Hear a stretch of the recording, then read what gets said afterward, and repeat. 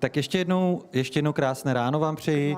Vítám vás na druhém dni naší konference o etice v dokumentárním filmu, v dokumentární tvorbě. Jsem velmi rád, že jsme se tady sešli v takovém počtu. Pokračujeme v tomto, co začalo včera, kdy návštěvnost byla velká. Mám z toho velikou radost, nebo všichni z toho máme velikou radost. Dnes já udělám ještě rychlý úvod. What can you expect today? Just briefly about today. Yesterday, we focused on the viewpoint of the filmmakers. Today, we will be looking at the academic circles and industry. We will also finish with an institutional panel, restrictions, limitations, and creation of topics and responsibility for topics. Before we start this panel, during which we will introduce 5 of my colleagues from academic circles from various fields, who will present their contributions, and then take part in a Q&A with you. And I forgot to take this.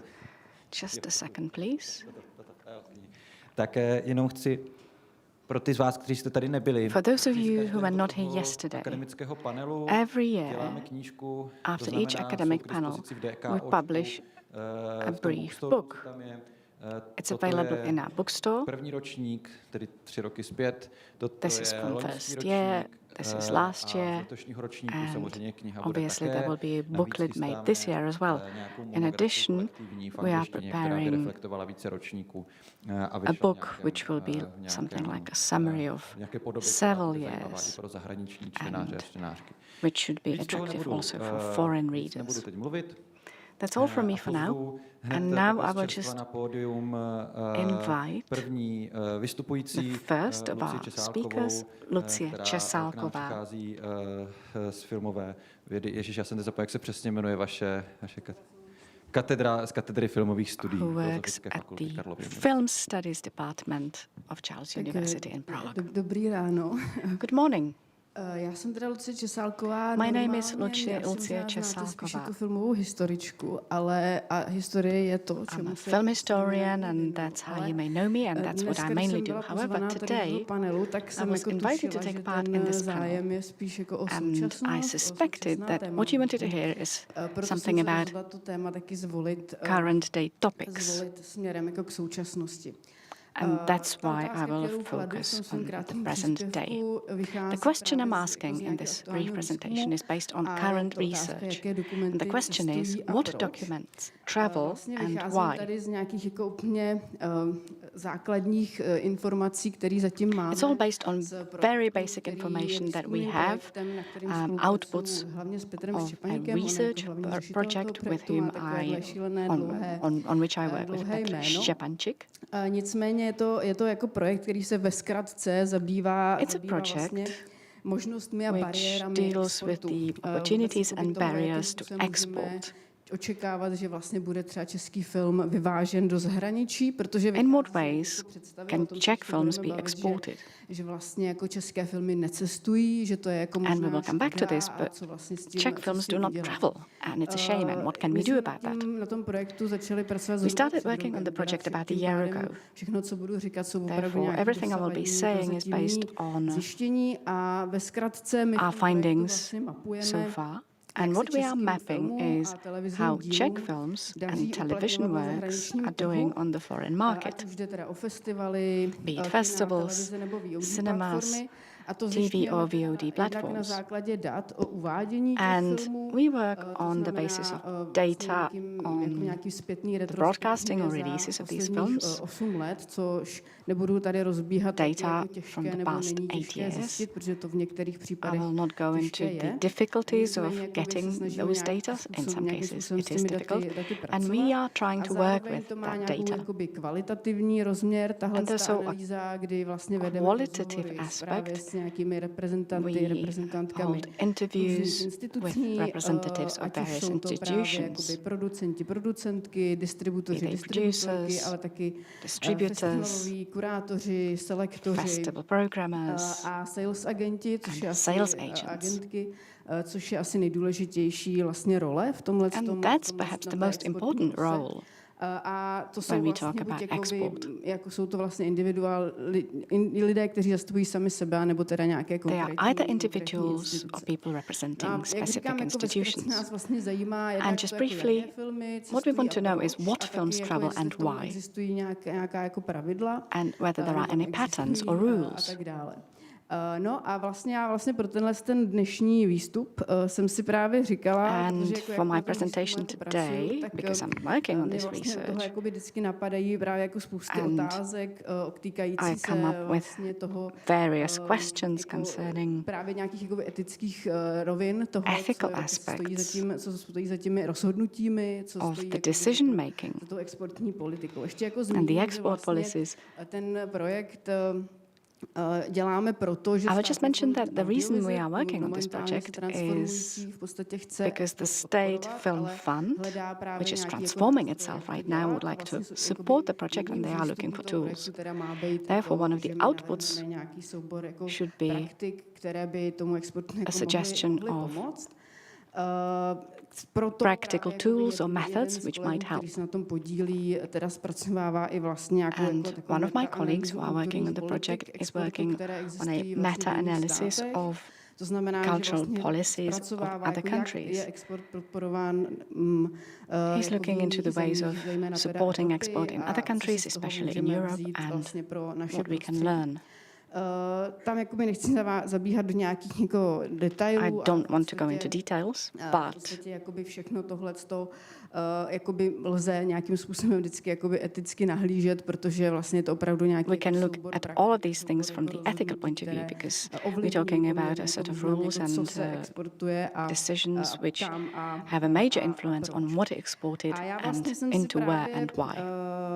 Jakoby pro ten dnešní den jsem si logicky jakoby vybrala teda to, že se budu Therefore, logically, I decided to focus on our findings on documentary films, všechno, hrané filmy, because we follow filmy i all sorts of genres, fiction films, TV programs, tím, že and documentaries. jako na hlavu, And I decided toho projektu, to a totiž, že my vlastně sami turn the právě na nějakou jako assumptions around, because teda tak, že we often české filmy nejsou úspěšné say that Czech films are not successful abroad. You can find that in the press. Tím samotným průmyslem. A když nad tím ale jakoby That's what people say in the industry. But if you look at it in more detail, you can ask what success actually means. It's not entirely obvious. It's a relative category. Are we successful? Are we not successful? Compared to what? What is the norm? How do we determine that? And therefore, I would like to briefly focus our attention on success as an ethical category. And I would like to challenge something which is measurable on one hand, on the other hand, something which is embedded in a set of cultural values, transformation of the audiovisual market,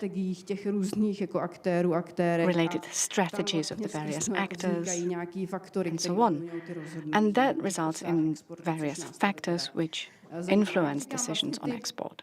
And that's something we are interested in. And when we look at what is successful, we can see that there's this concept of what we call a good film or saleable film. That's a category of the sales agents.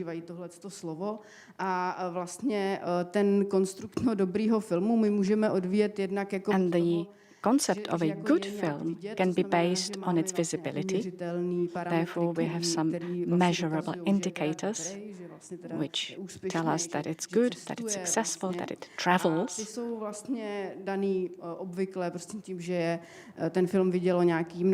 And that usually means that a certain number of people saw the film, there was a certain number of views, it was sold into a certain number of territories, it circulated at festivals, and we can talk about what sort of festivals, because there is a hierarchy of festivals as well.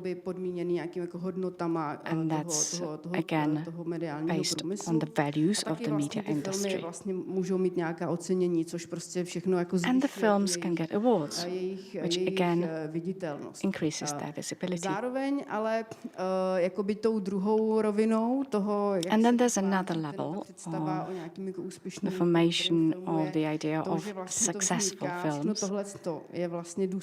All of this is the result of decision making.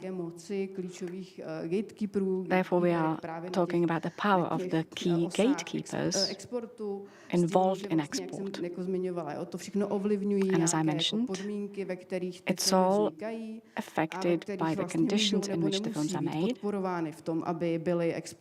And the films may or may not be supported in terms of export. Every state has its institutions which do or do not support films. And again, we can talk about the kind of support which is provided. And then there are other levels like the sales agents, festival programmers and agents. And all of those have their sets of rules and values which affect their decision making. And if we look at these things from this point of view, we also see that there are certain patterns of success. When you look at the various tables of quantitative data, you can see that on the Czech market, domestically, the films which are usually successful can be described as genre documents. They are easily classified. They may be portraits of well-known people, travelogues, and sometimes nature films.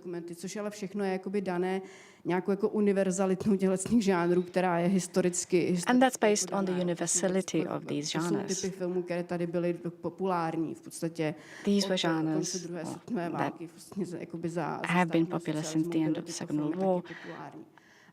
These films were popular also under socialism. However, looking at this from the foreign point of view, things are completely different. Things work differently. The first thing that comes to mind are co-productions, because it's obvious that a film will be successful in a territory which co-produced the film. Sales agents also told us that co-production could be a problem because they may not have access to certain territories, because the filmmakers work with local distributors. The second thing is that a film should be classifiable. Something like essay doesn't exist on the foreign market. That's a banned word. It's too vague.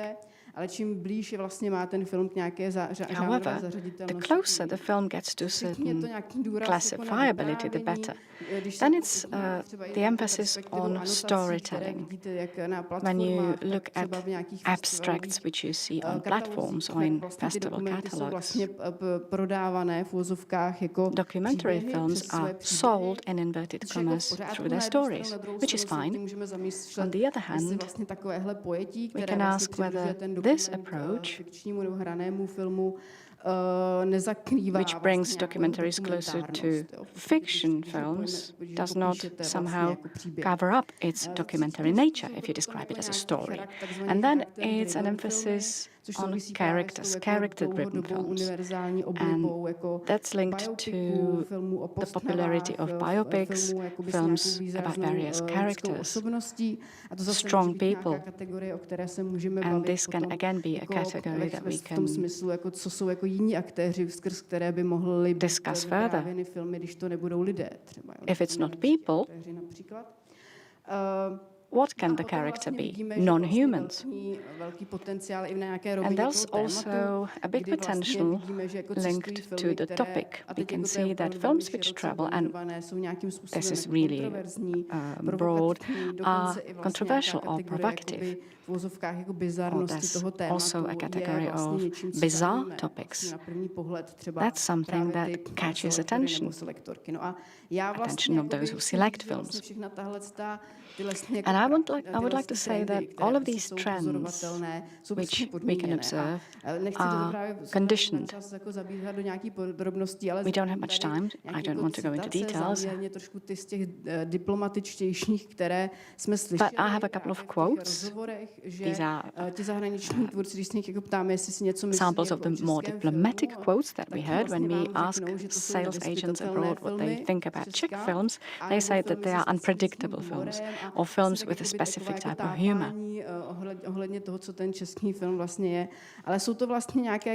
Questions about what Czech film is, we don't know, but this can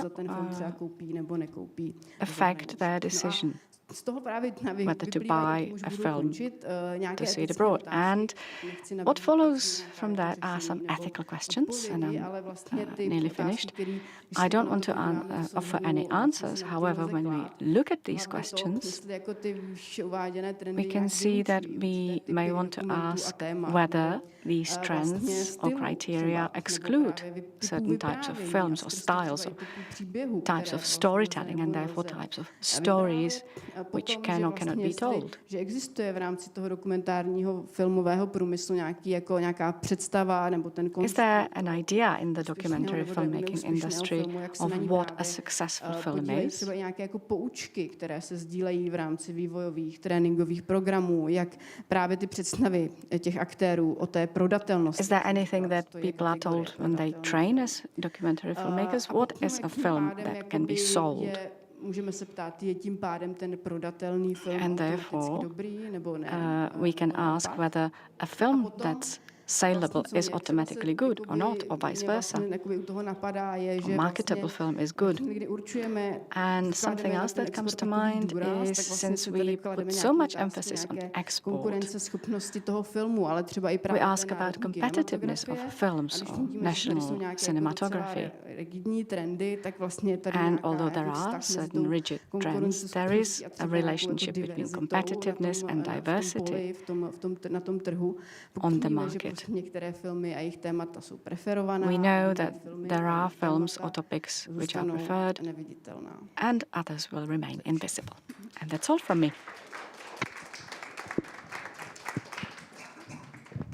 Tak, děkuji moc Lucie Česálkové. Thank you very much, Lucie Česálková. And now I would like to invite Andrea Hanáčková from the Palacký University to the stage.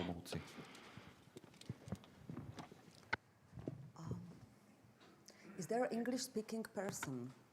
One. Jsou tady, jo? Jestli mám překlikávat do angličtiny. Dámy a pánové, hezké dopoledne. Já přicházím s úplně jiným tématem, který se ani nebude tolik týkat dokumentu. This is not that much related to documentaries. In Olomouc, we have the Department of TV and Radio Studies, and I am a vice rector of the university. It is not relevant at this moment, but for me, this means a very crucial ethical challenge that I'm happy to talk about during the debate. I'd like to introduce you our research. I've been working on this research for 6 years, and originally we asked the question why large numbers of people leaving the Czech radio leave the radio, how can they work in the commercial sector? How can they use their know-how from the public radio in the second commercial media sector? I found out later that it will be enough to ask, how does the institution work?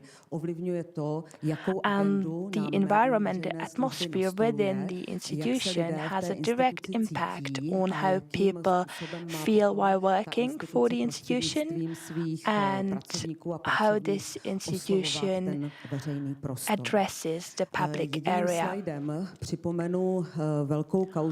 I would like to mention here a big affair linked to the mathematics of crime, which was published in 2021 in a foreign magazine, and this was a big breakthrough when it comes to true crime podcasts and content. For me, this is a really important podcast because it also deals with the topic of Czech trials, and I also meet it everywhere where I go. This was a very well-known podcast in the Czech environment, but it was not the only affair that we've had when it comes to the Czech Radio.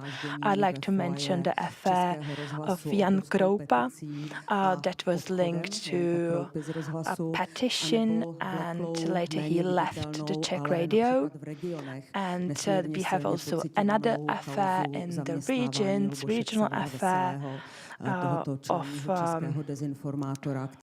a Czech disinformation agent that spread disinformations in Czech Radio, and he also did not comply with the pre-election rules of the Czech Radio. What is common for all our participants is that they love radio. They are aware of the fact that the Czech Radio is a very historical institution, and we have a great culture of spoken word.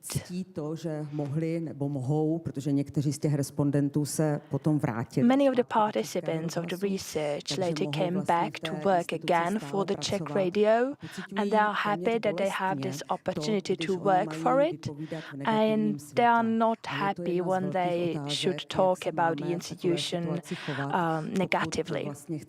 And this describes how we can behave if we want to help a public media sector, while still having to talk about things that are not all right. Here I am coming back to two sources of my inspiration, Georgina Bourne, which in 2004, and later Tom Mills in 2016.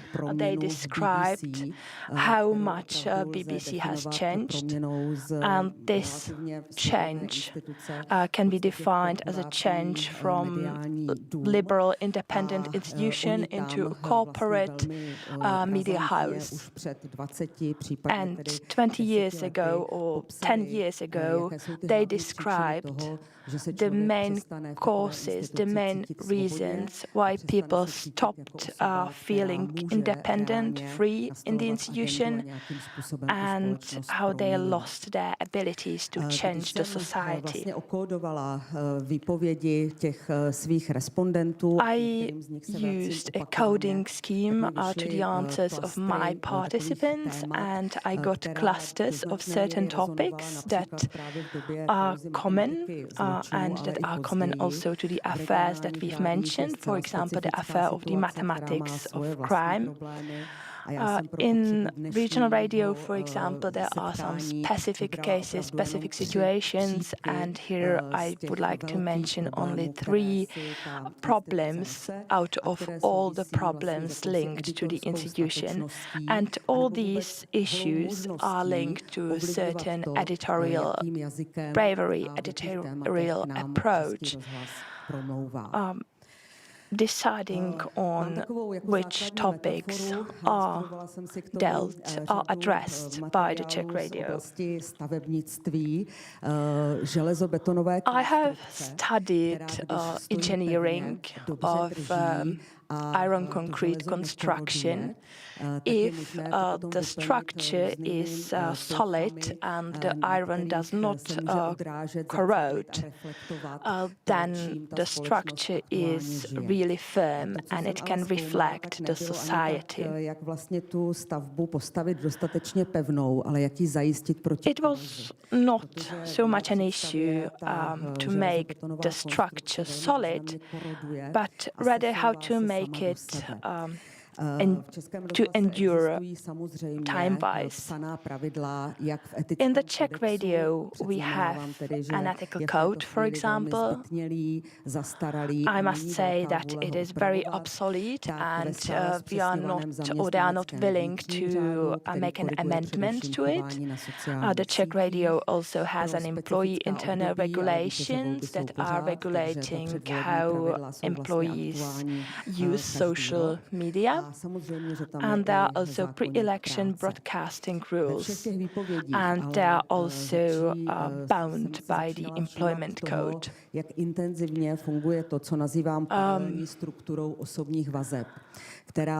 Using all these documents, I started to study also personal relationships, personal ties between the employees and workers at Czech Radio. And it was really important because without these personal interactions, personal relationships, people cannot work at such an institution. During the debate, we can discuss the topic and we can talk about the so-called actors that have personal ties and they can protect the institution from political influence. At the same time, such ties avoid or prevent any experiments that might be used in the content. Now I'd like to move to my second topic, which is setting the agenda. The structure of Czech Radio at this moment divides the individual agendas as per the radio channels. Let's imagine a creative group at Czech Radio. They should have a plan, they should have a vision, they should know how they want to address topics, and they should be aware of the current mood in the society. But it is not the case. At this moment, the individual channels order the content and they are targeting certain groups and they try to make content that they would like. Commonly, when they talk about their content, they talk about production, orders, and this prevents any progressive approach when it comes to editing the content, and especially when it comes to documentaries, this has been a big issue. Once there is a problem, we commonly talk about the issue of the so-called public service. I've mentioned BBC here, and I must say that each 10 or 12 years in the Great Britain, they have a public debate about what the public service is, why people pay the license fees, and what do they pay it for. And this is also linked to the fact that the Royal Charter is being renewed every 10 or 12 years, and this is something exceptional because in the Czech Republic we don't have such a debate. And if we discuss the public service, it's only when we discuss rising the license fees, which has been an up-to-date topic recently. To conclude, I'd like to ask the question, who, if not a public radio, public media, should test the boundaries and look for new limits? Who should look for new formats and try new experiments? In my questions that you can see on the slide, I'm asking how can we refer, how can we talk about a media when it's extremely vulnerable? And I think this has been a topic for 3 years, and I think it's an extremely long period to avoid talking about media. Then another question is how to compare the internal relationships and the internal working of institutions when it comes to public service. Thank you.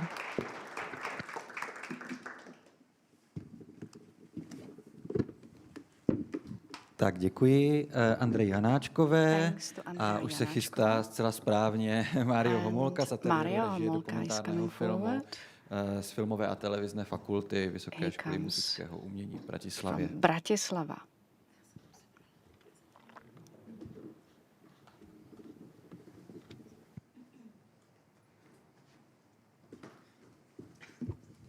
Dobrý večer. Pre mňa je večer. For me it's evening. Áno, som pedagogom na Vysokej škole muzických umení na katedre dokumentu a moja téma sa bude tejto oblasti aj venovať. A pomôžem si textom, aby som sa zmestil do toho času. Takže držte si jeden text. Let's go for it. Responsibility for the topic. Posledná otázka v zozname tematických úloh, ktoré sme dostali, aby sme si z toho vybrali, tak tá posledná otázka bola, akú úlohu v zodpovednosti za tému zohrávajú jednotlivé What is the role in public responsibility of individual actors, industries and institutions? Posledné slovo. And the last word of the last question was institutions. Takže ja si toto zoberiem ako tému a and this will be my topic. Si vyberiem vzdelávacie inštitúcie. And I will choose educational institutions and film schools in particular.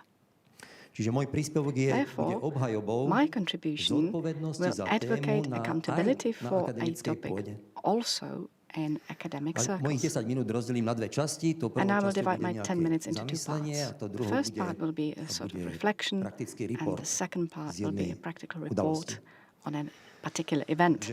Therefore, the reflection. What emphasis do academic curricula put on form and how much on content? To what extent do they develop creation, and to what extent do they take care of the ethical foundations? I'm talking about film schools in what used to be Czechoslovakia. Pomôžme si 3 piliermi tvorby. Let's use 3 pillars of creation to answer this question. A tie 3 piliere sú etika, and these are ethics, noetics, and aesthetics. Pre kvalitnú a zmysluplnú tvorbu musia fungovať všetky 3 If creation is to be of good quality and meaningful, all 3 pillars need to be present. Vylúčiť estetiku. Let's try and exclude aesthetics. Ak to spravíme, if we do that, nemáme umenie. There will be no art. Zrušili sme umenie. We have cancelled art. If we exclude noetics, nemáme pravdu. We have no truth. A ak vylúčime and if we exclude ethics, tak nemáme charakter a we have no character and we end up with Riefenstahl's triumph of the will. Takže musia fungovať všetky 3 vrstvy súčasne. All 3 layers need to work simultaneously. A etika v tejto trojvrstvovej in this 3-layer pyramid, ethics forms the foundation, na ktorom stojí noetika a estetika. the basis on which both noetics and aesthetics stand. If I compare it to a construction, noetics is the static part of the structure. Above that, you have noetics as a project, and then the architecture. That's aesthetics. That's what we can all see. That's the architecture. And ethics, that's the foundation that we do not see, but on which everything else stands. Takže etika Therefore, ethics and meaning are the foundations of the work. V edukácii dokumentárnej tvorby kladieme dôraz na autorskú kreáciu. In education, when we teach artistic creation, we emphasize Vyžadujeme od študentov originalitu. authorial creation. We demand original form, original content from students, something that hasn't been here before, and that's what the students themselves strive for. A je to pritom dôraz na tú čerešničku tej stavby. And it's the emphasis on the cherry on the top of the pyramid, on the top of the construction. To a lesser extent, and often with blind eyes, and I know what I'm talking about because I'm a teacher, we put emphasis on no ethics. A samotná etika je kde? Na tých školách. V osnove. And where do we find ethics at schools? Ponúka sa In v curricula? podstate jedine v osobnom príklade pedagógov. It's only presented through the personal example Ale nie je of súčasťou the teachers, osnovy. but it's not part of the curricula. V západných demokraciách vzdelávací In Western systém democracies, spoločenské the educational angažovanie system študentov encourages strednej školy. students' social engagement from Mať as svoj early as názor high na school. veci verejné, vedieť Having ho an opinion on formulovať a public zdieľať, affairs, being má v able to školskom formulate and systéme share it, podporu a is považuje sa za supported benefit. in the school system, and it's considered a viem, o čom benefit. hovorím, Again, na I základe know what I'm vlastných talking about based detí. on the experience with my strednej own školy. kids. From high school, V postkomunistických in krajinách post-communist skôr naopak. countries, it's rather the opposite. Vnášanie politiky Bringing politics do vzdelávacieho into the systému sa education chápe system negatívne is a perceived vzorom negatively. takzvané And the odpolitizovanie škôl. model is the so-called Čo znamená depoliticization nestaranie sa do of vecí schools. verejných. Therefore, not caring about Je to public reziduum affairs. komunizmu. It's Keď a sa residue neslobodný of režim communism. snažil The unfree regime udusiť občiansku tried angažovanosť už v to zárodku. nip civic engagement in the V tejto bud. súvislosti In this odkážem na context, momentálny I stav will na refer to Slovensku, the efforts of the current government in kde Slovakia. vládna moc tlačí na občianske spolky, aby nerobili They are tzv. trying to politiku. put pressure on Inými civil slovami, aby sa society občan organizations nestaral do vecí not verejných. to do politics. It's absurd. To je ako keby ste rybe hovorili, buď vo vode, ale neplávaj. It's as if you told a fish, stay in the water but don't swim. Majú filmové školy produkovať Should len film autorov, schools only kreatorov bez produce názoru? auteur creators with no Bez názoru opinions, na spoločnosť, no opinions na on the svet okolo society seba? and the world around them? Odpoveď netreba ani hovoriť. I don't think I need to answer this. Prečo nakrúcame dokumenty? How do Takáto we make otázka documentary zaznie na films? škole len sporadicky a mimo That's a osnov. question which is not asked in schools very often, and it's Pritom outside hodnotová the integrita curriculum. autora je základnou The integrity súčasťou of the author's values is an dokumentaristickej essential výbavy. part Nielen of documentary dokumentaristickej, filmmaking, and not only documentary ľudskej filmmaking. Human actions Nakrútime in veľa- general.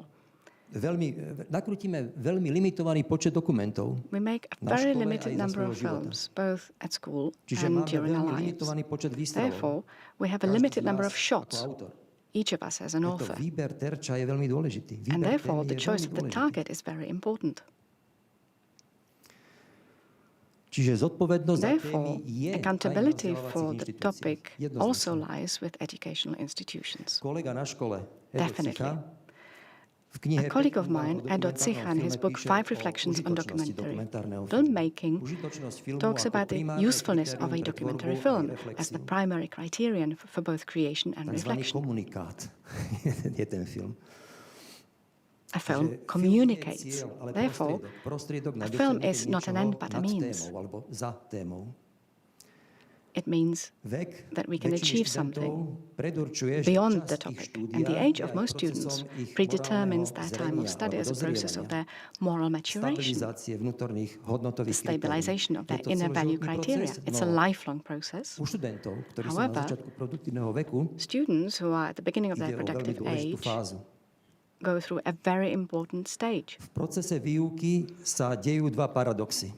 During education, there are two Prvý, things that happen which are paradoxical. Hoci sú First študenti of all, vedení although students are originálnej encouraged to be kreativite, original často in sa their u nich creation, v tých remeselných very postupoch, often v tej forme prejavuje in the imitačná form fáza. they Je to apply, logické. they imitate, Ale je to and veľmi that's silná. logical. Tá imitačná fáza je veľmi But silná. it's very strong. The imitative phase is very A druhý strong. paradox And the second paradox práve v témach, v obsahu is to sa do with the ponúka topic, viac the content. priestoru pre vlastné ja. There is more space Jeden for their príklad z own praxe. self. One example from practice, Študentka zvažovala a student dve rôzne témy. considered two different topics. Prvou bola téma z prostredia, kde si mohla v kľude a sústredenie na Slovensku odskúšať remeselné postupy.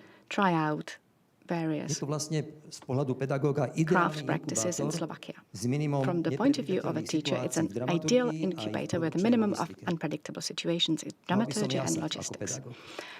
I should be all over the moon as a teacher. The second topic that she considered was from Kherson, Ukraine, a bombed-out city where any plans and life itself are in total uncertainty.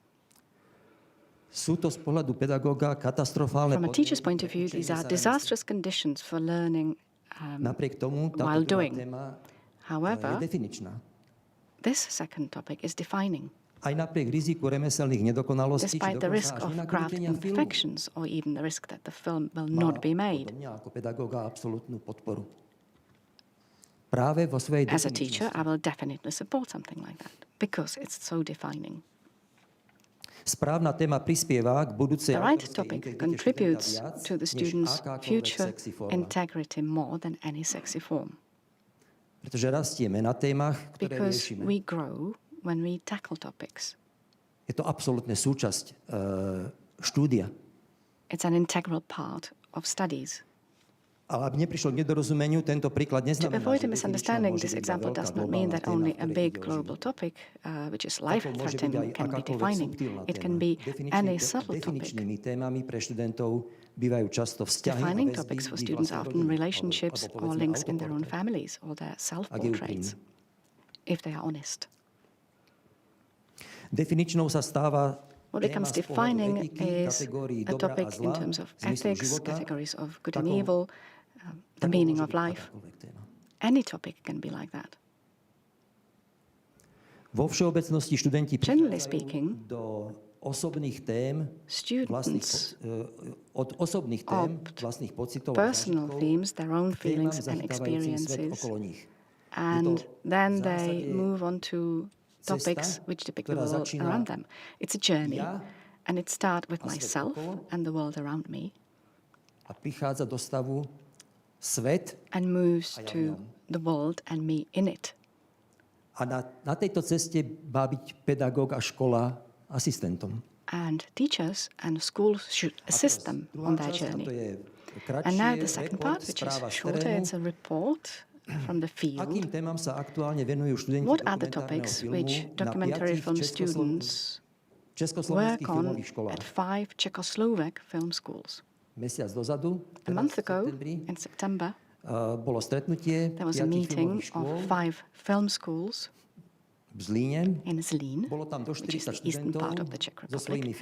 There were some 40 students with their work. Therefore, there were about 40 topics. Talking of the Czech Republic and Slovakia, that's a representative sample. Tieto školy. They were from the following schools. Ja som si všetky tie filmy rozdelil do 4 kategórií. I divided all of these films into 4 categories. Prvou kategóriou boli témy, ktoré sa venovali spoločnosti, ale nemuseli byť priamo o spoločnosti, ale didn't have to be directly about the society, but čerpané the topics zo spoločnosti. Drew from what was happening in the society.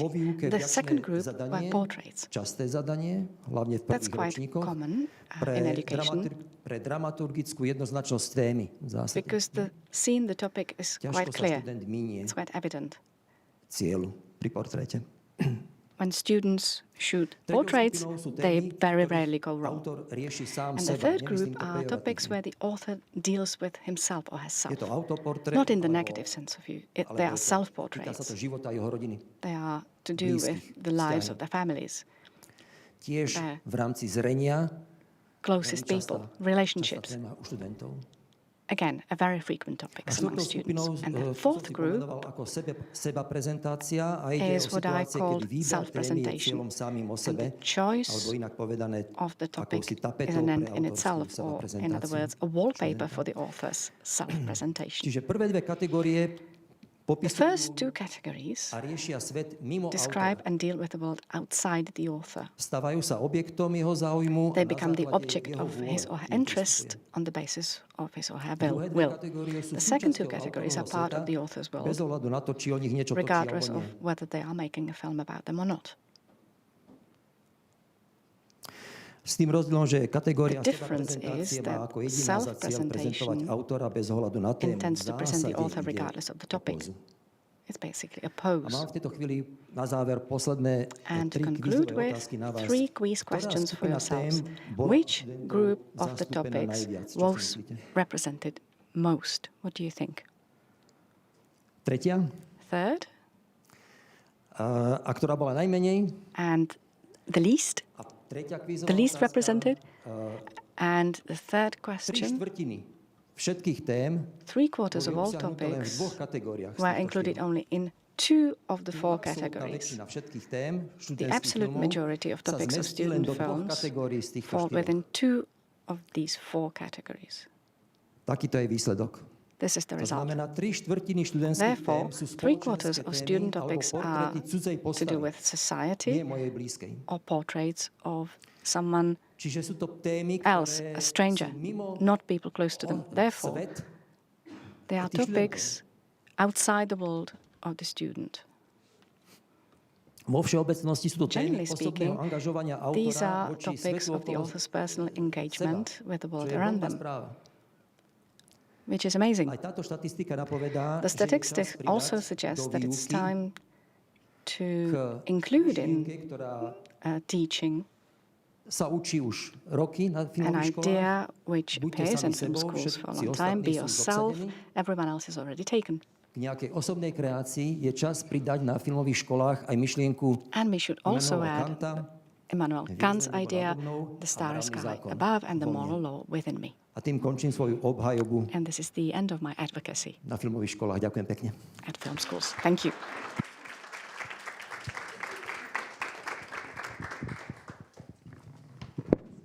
Děkuji moc Máriu Homolkovi a poprosím Veroniku Kováč, to the floor. Omlouvám se, Veroniko, která přichází z katedry mediálních studií. She is from the Department of Media Studies at the Masaryk University, where she focuses on documentaries. Thank you. Good morning. My name is Veronika Kováč. I am a PhD student at the Department for Media Studies and Journalism at the Masaryk University. And I'd like to talk about the borders of artistic freedom. I'd like to talk about the accountability of documentary filmmakers for shaping public opinions. A documentary film is an exceptional piece of work that has a very strong voice when it comes to shaping public opinions. This is how some professionals perceive it. For example, Schlachte, she believes that documentary film is an exceptional opportunity that supports debate and discussion. Bill Nichols also believes that documentary film is a strong voice in the arena of a social discussion. This perspective, these opinions on documentaries are not exceptional. This started with the films such as Fahrenheit,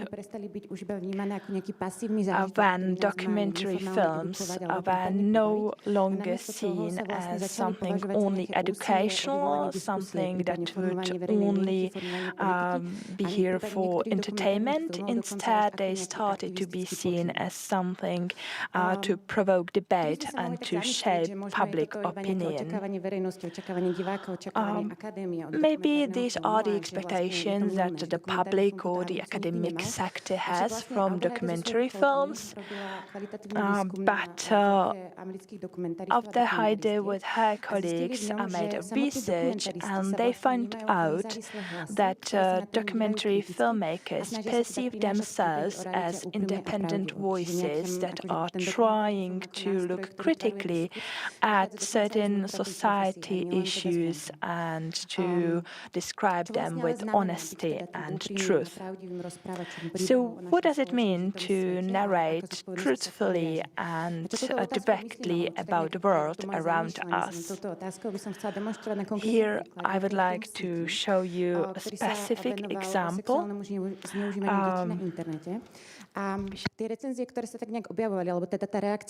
About the film Caught in the Net, and this film showed that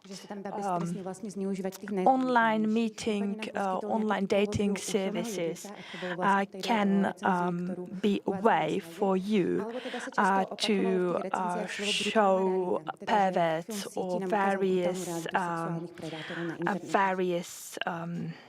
deviants online.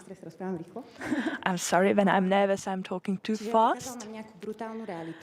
The film has shown us a brutal reality. If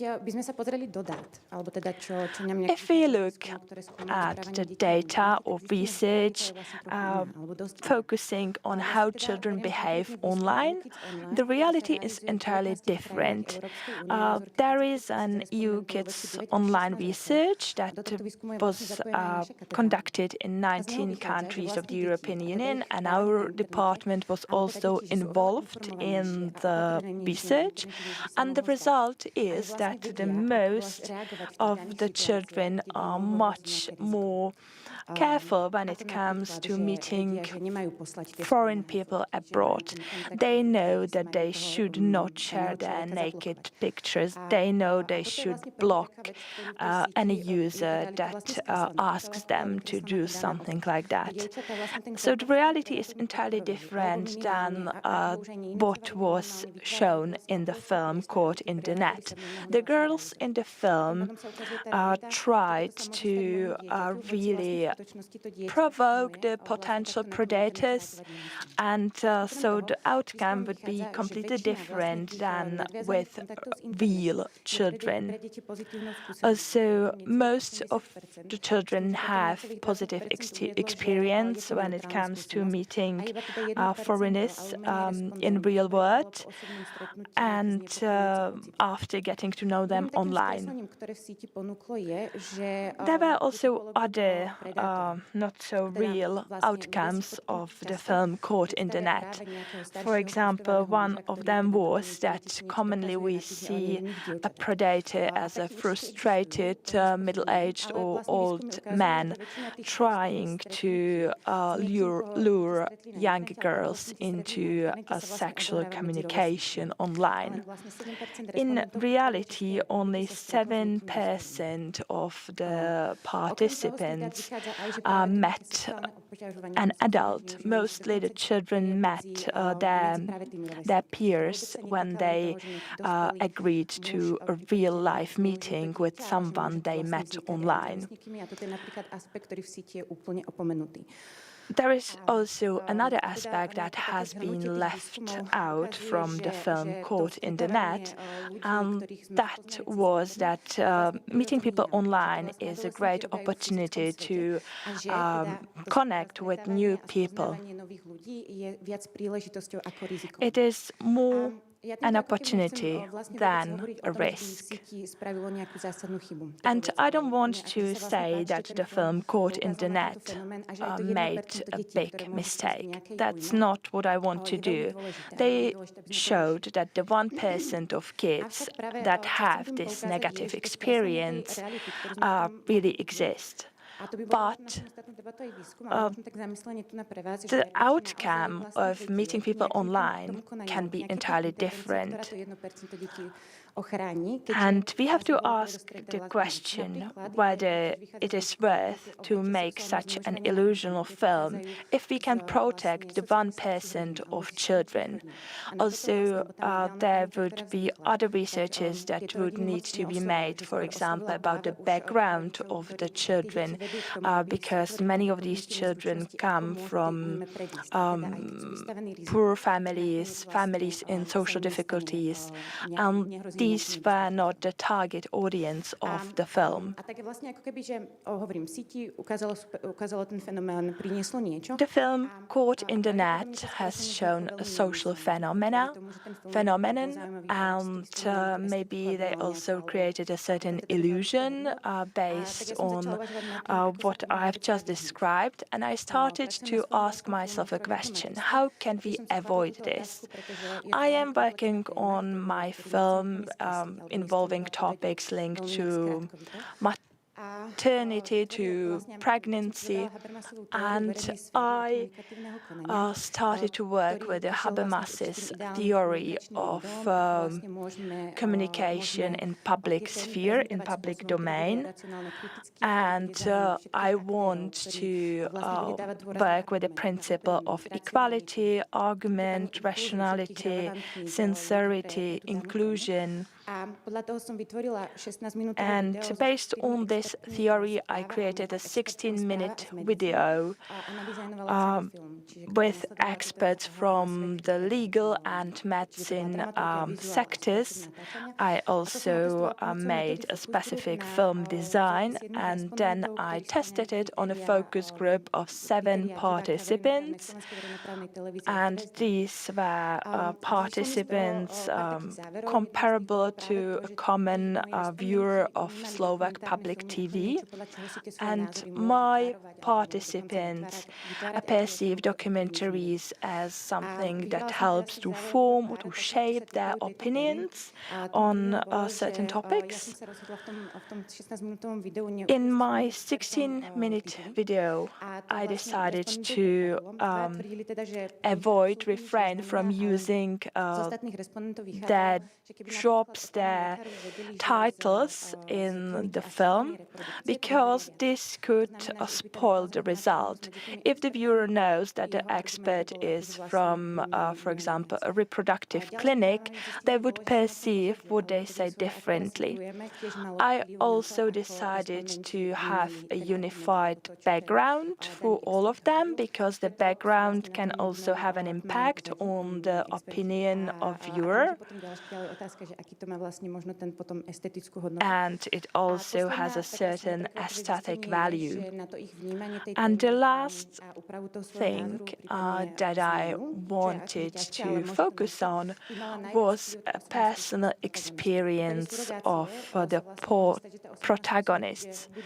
For example, with surrogation, it can happen that the experience is either positive, very positive, or very negative. So if I pick a surrogate mother who had a happy ending, she would describe a positive experience, and vice versa. So the personal experience is extremely important because it has an impact on how we see the world and the topic.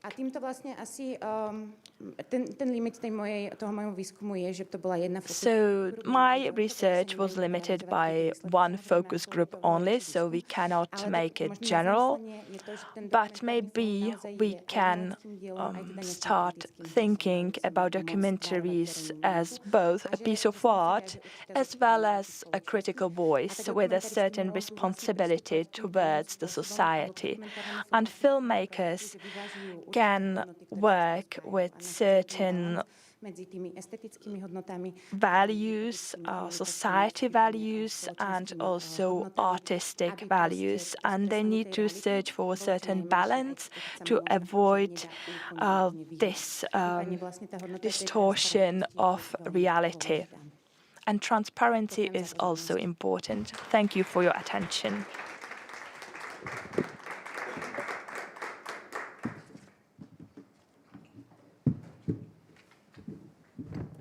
Tak, děkuji Veronice Kováč za její příspěvek. Teď už si tady vedle mě sedla and sitting down is Hanna Muchova. Tady jmenovku, která k nám přichází z FAMu. She comes from FAMU, the Prague Film Academy. Já bych vám chtěla představit svůj dizertační projekt. Good morning. I would like to introduce my PhD project, which I'm working on at FAMU. Které se teď zaměřuje na umělecký výzkum, to znamená It's focused on artistic research. In other words, the researcher looks into the practice they are involved in, their own practice. And my research is linked to documentary film, time-lapse documentary film, which I'm working on as a director. And the topic, or what we are following, or who we are following, are several couples who had to quickly decide whether to terminate a pregnancy or not for health reasons. Je to téma, které je velice citlivé. It's a very sensitive topic. Více či méně traumatická. And their experience was more or less traumatic and life-changing. And we follow them in time. Therefore, the title of my project is Narrative Identity as a Tool for the Creation of Safe Space in Documentary Filmmaking. From the start, I knew that I wanted to feel good. I didn't want to cause harm to anyone through my filmmaking. And as a researcher, I want to know what I can do to achieve that and what tools can help me as an author to comply with certain ethical standards in documentary filmmaking, which is focused on trauma, because I believe that it's a specific topic, I mean trauma as itself. And how can I contribute as an author to a safer space, safer environment? Is there anything as a safe space? Or how can I contribute to that? How can I enforce that? What can I do? Those are the things I'm curious about in this project. These are my research questions. From the start, I have been consulting several analysts, psychoanalysts, and one of them told me that what was really important during the filmmaking to realize that we are telling a story, that a documentary film is storytelling.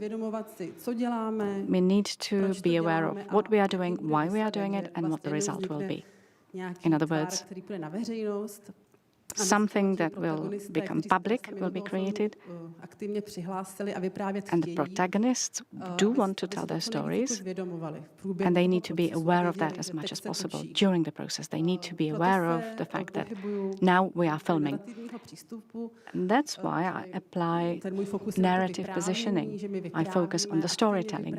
We actively tell a story. Začala jsem používat koncept narrative positioning, k tomu se dostanu později. I will come back to narrative positioning. What I want to know is whether my specific type of work with storytelling can help create a space, safe space. And then autoethnography. I'm not independent. I'm an insider. I'm in the middle of the process. I'm active in the process, and therefore I can't be objective. And that's something I take into account. That's my position, which I acknowledge.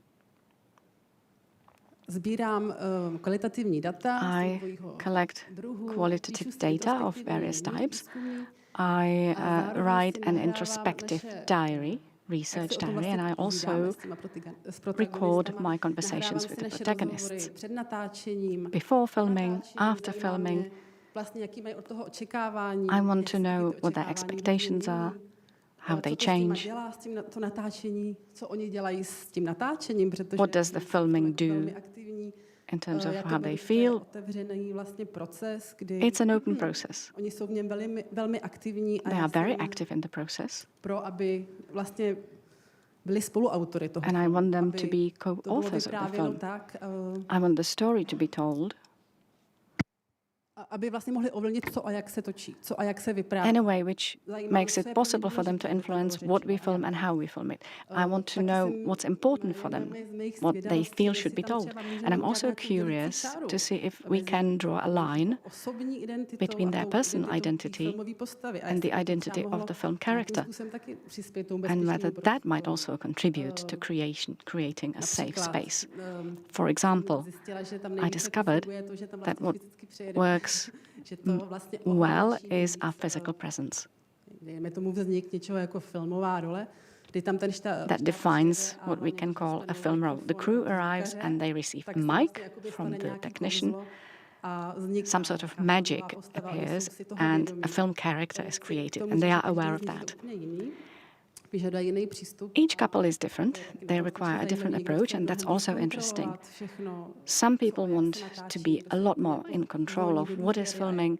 Others just relax and trust me, and that's an interesting process. They become open to the process. Those are all of the things I'm interested in.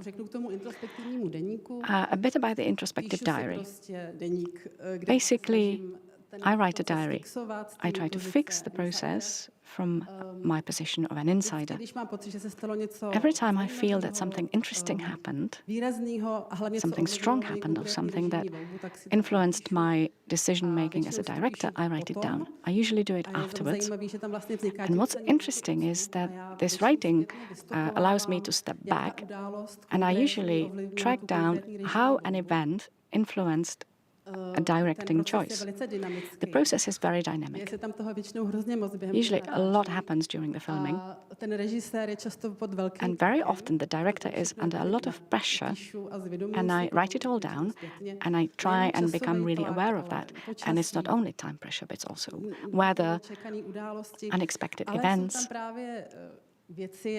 But there are also things like unconscious processes, various external pressures, like various ambitions. Ambitions of the institutions which are involved, which finance the project, or the producer's ambitions.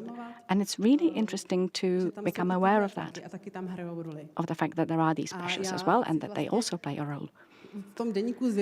And in my diary, I try and really become aware of moments when I was in a conflict situation. I usually need to make the decisions really quickly, but retrospectively, I try and become more aware of that. And that's interesting, that the director very often gets into a conflicting role. And now I'm coming to this narrative positioning. That's something that one of my consultants recommended. I tried to describe to him what I write down in my diary. And it's mainly about the pressures and the contexts which become involved, that influence the director's decisions. He recommended narrative positioning to me. Bezerman and Russell describe it in their book, Writing Selves, Writing Societies. And what I like about it is that they view a person as a mixture of a number of positions or roles. You don't have a fixed identity, which doesn't change. It changes based on the context you are in, be it conscious or unconscious. For example, to whom do I tell a story? To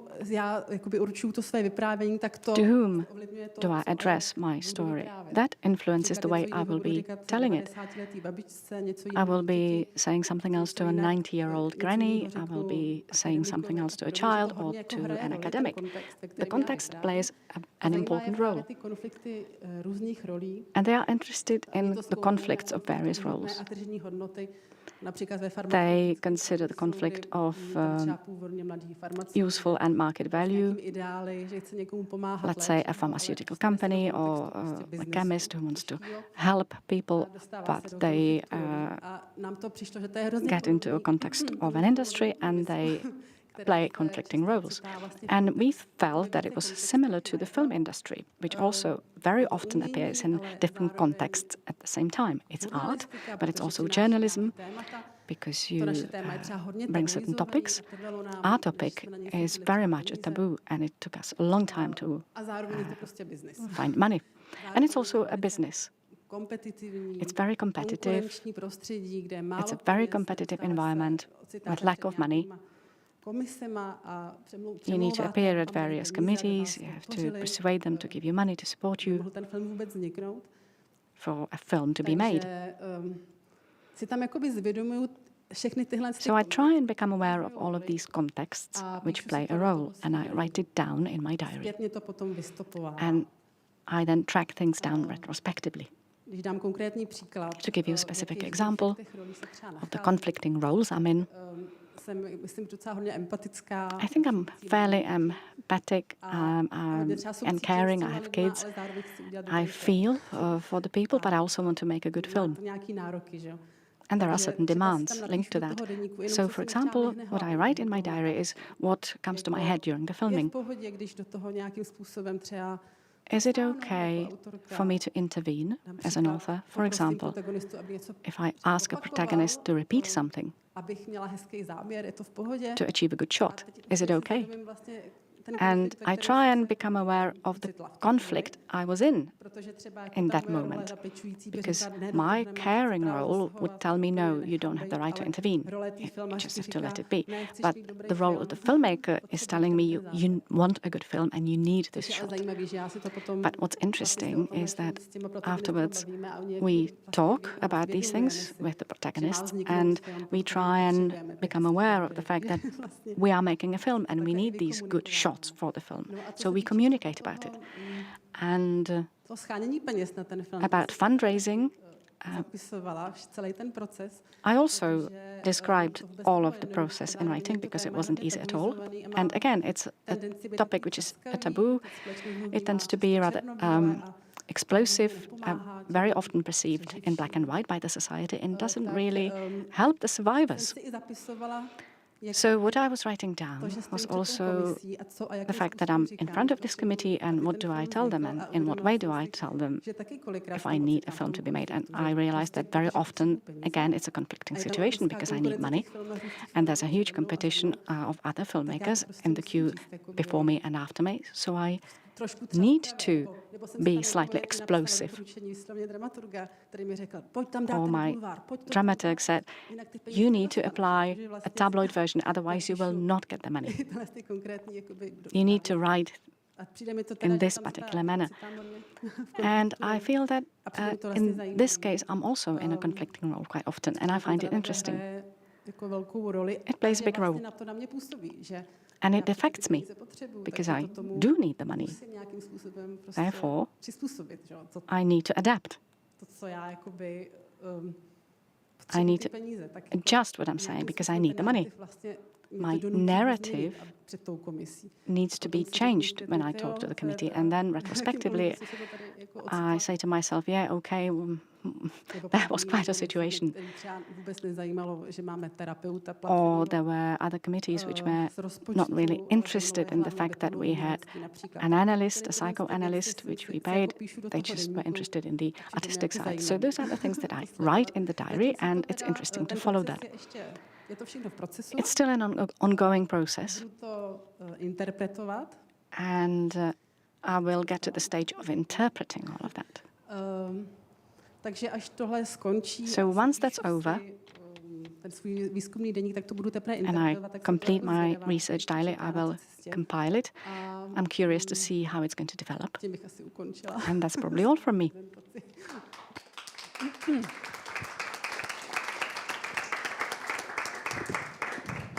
Tak, děkuji moc Haně. Můžete, klidně tam zůstaňte a poprosím teda všechny And I'd like to invite the remaining panelists on the floor. Takhle k vám. Natáhnu si tady mikrofonek.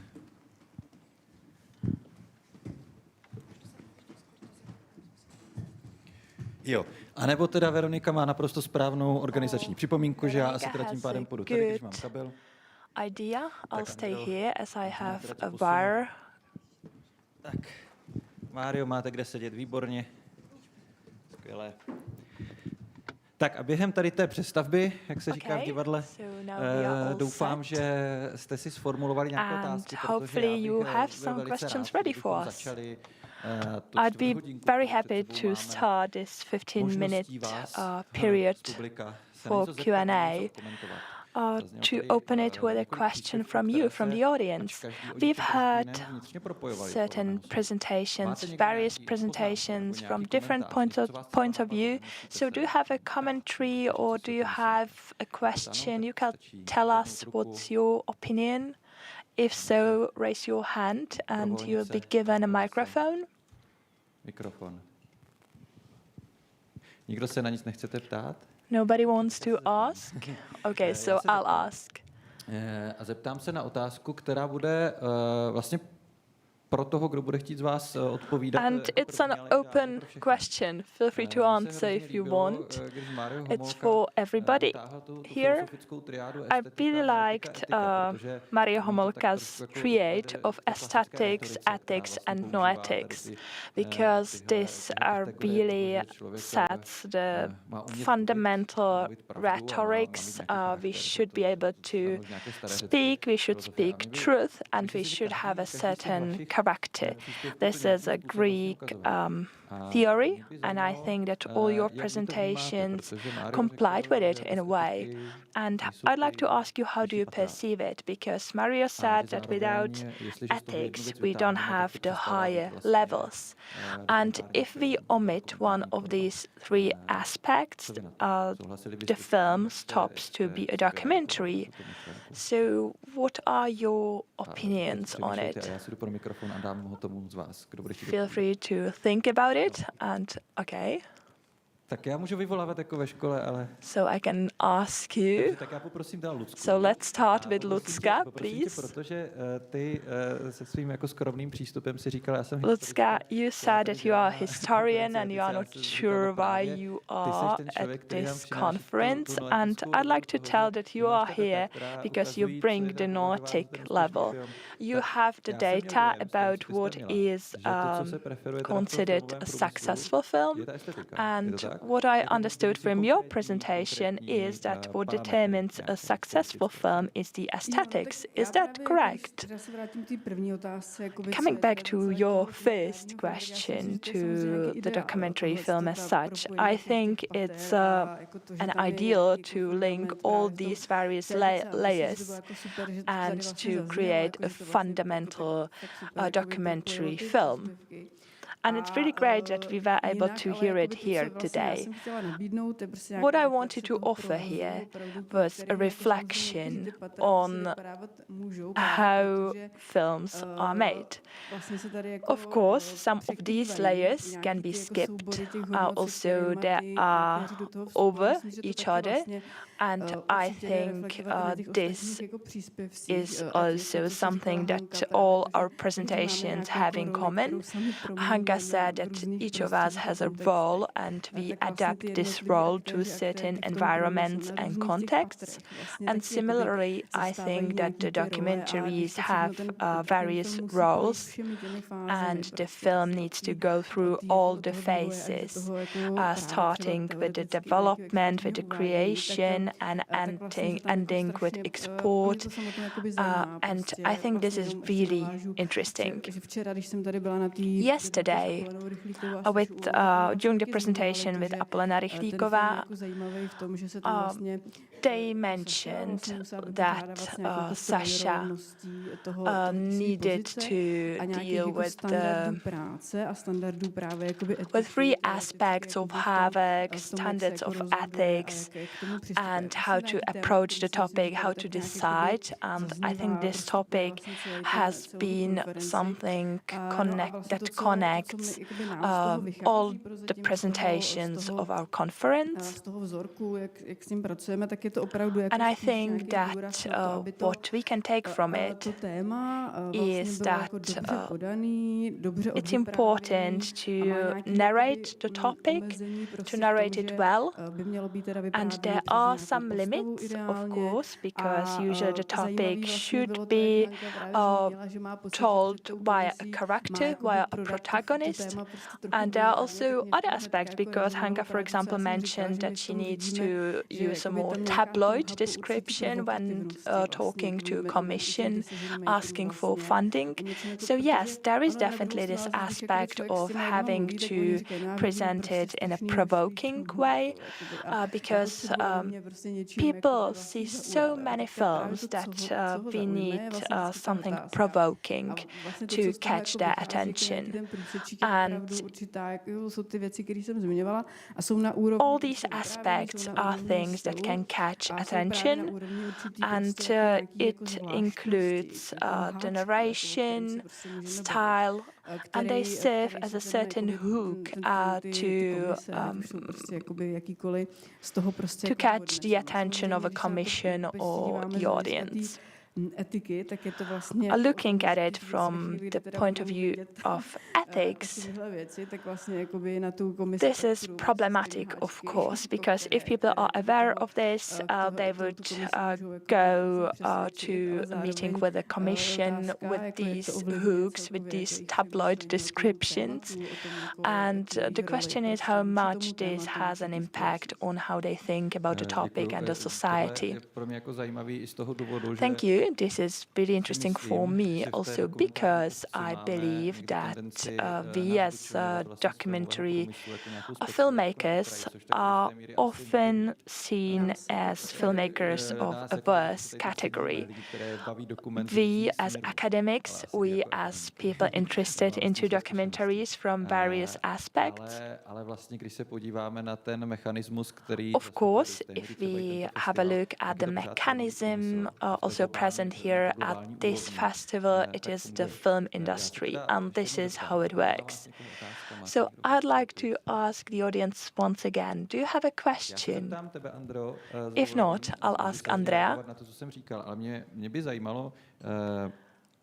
I am wondering, you started your presentation telling us that you come from Czech Radio, from radio as such, and that this is something a little bit different than documentary filmmaking. But when you listened to Hannah and her ideas on getting funding and so on, was it something similar to your experience? No, not really. It was not that similar because I am not an artist, a creator anymore. I work as a politician nowadays, and I don't really want to take too much time. But from this triad that we've had here, aesthetics, ethics, and noetics, I'd like to link it once again with Czech Radio. Last year in Berlin, there was showcase of TV and radio work, and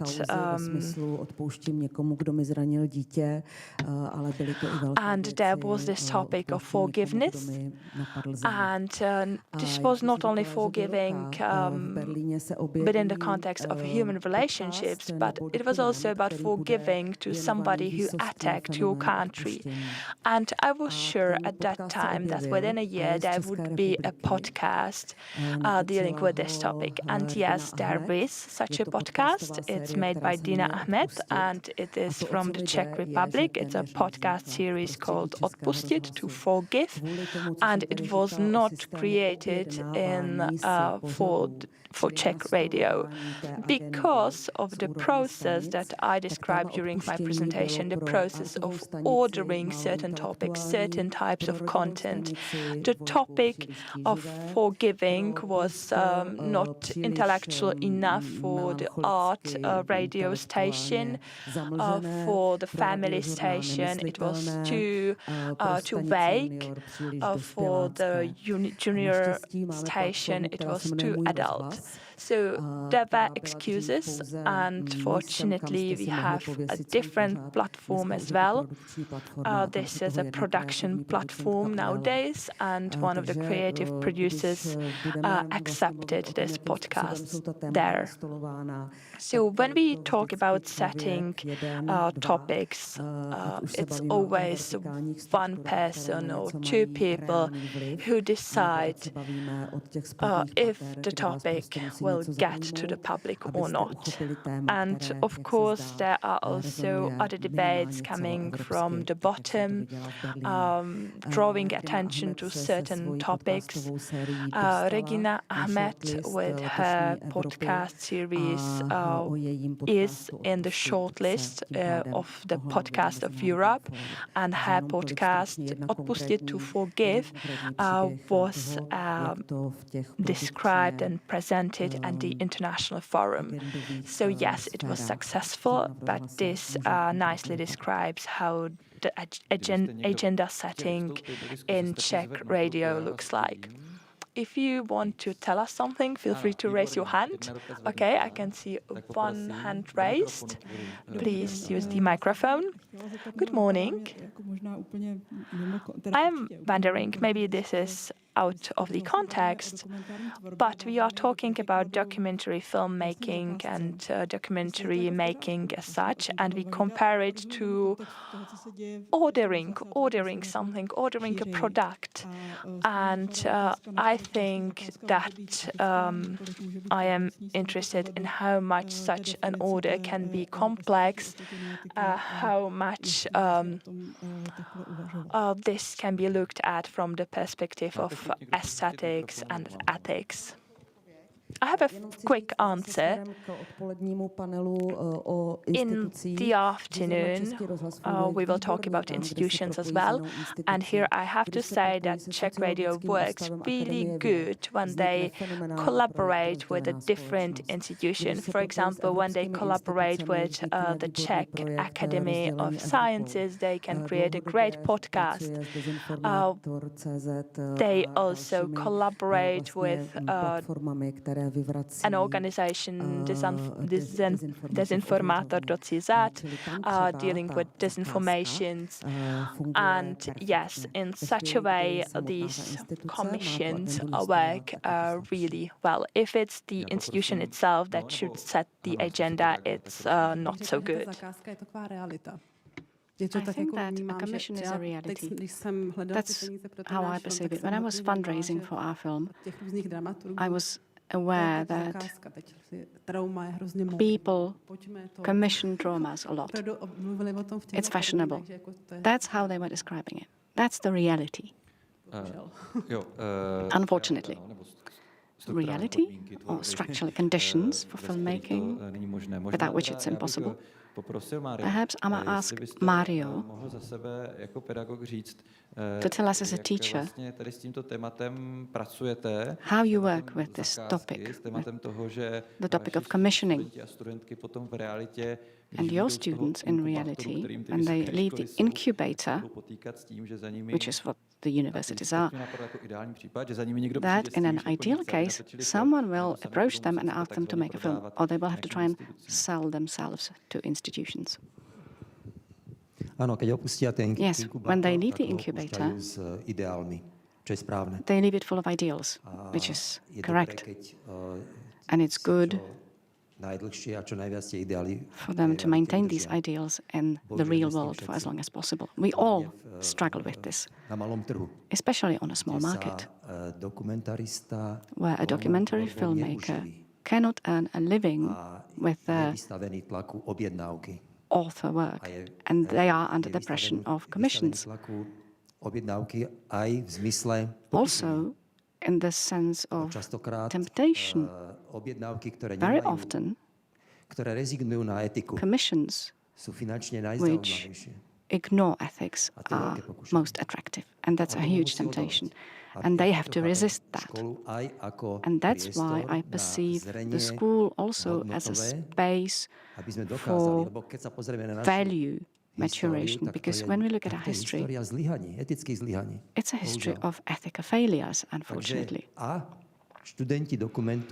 And documentary filmmaking students are members of the nation's elite based on the nature of their work, because their decisions, their films, influence the majority of the society. That's why they are an important element in the society. And therefore, If people who have clear values were not to leave the school, it would have a devastating effect on the society and vice versa. Thank you. We need to finish, but I have one final question for Veronika, but I think that she actually wants to say something. This was said several times. There's this pyramid, which is an ideal. And what I was thinking was that this can actually assist the students when you teach them how to proceed. Because I was thinking about a debate I had with Lucie Česálková. People don't really think about ethics in documentary filmmaking much yet. This is just starting research into ethics in documentary filmmaking. So perhaps there's a generation which wasn't really thinking about it. But Lucie Česálková was saying that she sees filmmaking students which apply self-censorship. And I was thinking that this pyramid, these three elements, if that was something that people were taught, that could provide them with mechanisms that would help them act in these various situations and that would secure the films. Does it make sense? Yes, it does make sense. Honza, I will be happy to allow you to briefly comment. However, it's nearly a lunch break. Okay. Good morning or good afternoon. I think that the thoughts also need to include the fact that we still don't know what ethics in documentary filmmaking is. Nikos, who has been quoted, says that several times in his book. So I wanted to say that we have an ambition to forget that this is something that we don't know, and we refer to various surveys, opinion surveys. That's a manifestation of construction realities. You can read a book about production of sociological perception. Mario Homolka offered us 4 categories and percentages. There was a film about the political life on the net, which falls under all 4 categories. How do the figures help us? Therefore, I wanted to defend the ignorance of the situation. And I think that ethics is also about admitting conditionality and the fact that we are who we are somewhere. Caught in the Net was preceded by careful research and consultations with experts and the police. Bára Chalupová, the co-director, created a false account, and within 4 hours she had dozens of contacts.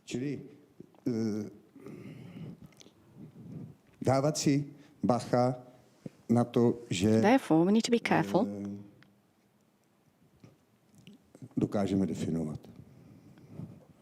about defining. Are we able to define? Okay, thank you. I think that we have to finish now. Thanks to Jan for this concluding remark. I might just add that the absence of knowledge should also be on the side of the creators. We should acknowledge to ourselves that we may not be right. Okay, the concluding remark was more mine. Okay, Mario. Mario, just one sentence. Okay, I'll have 3. Honza. Thank you for the challenge. It's amazing to discuss things with him. Yes, ethics and ethical norms are not cut into stone. They constantly develop, and that's correct. If we were to cut them in stone, that would be the end of it. However, the challenge is to constantly comment on them, to constantly be aware of that. That's the journey. That's the journey towards a better world. It's not the definition of ethics. It's the journey towards a better world. It needs to be a challenge. That's important. And those are 3 concluding remarks of our discussion. Thank you. Thanks to all of the members of the audience who came, and I would like to invite you to a keynote lecture which will start at about 1 o'clock.